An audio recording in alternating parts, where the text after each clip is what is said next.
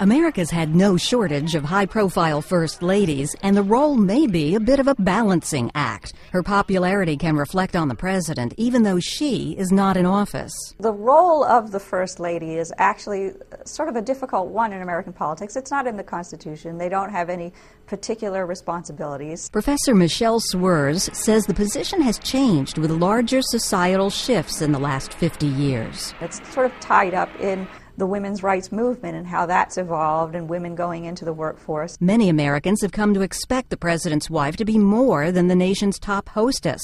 She should tackle an issue, too. Americans would have difficulty with that right now if a First Lady decides she didn't want to use her time and her privilege, her temporary custodianship of a very privileged position, if she didn't want to use it in some way. Anita McBride was Laura Bush's chief of staff and says Eleanor Roosevelt raised the bar for advocacy work.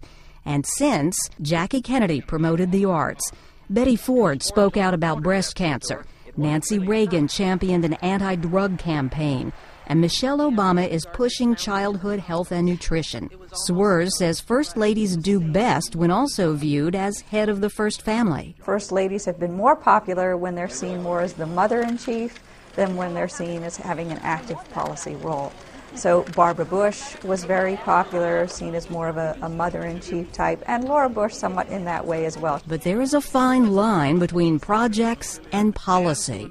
There was a backlash against Hillary Clinton when she tried to reform health care. Hillary Clinton was least popular when she was seen as more of having a policy role because she was unelected, an unelected policymaker. The line was crossed when the meetings that were held were closed-door meetings. It was not transparent.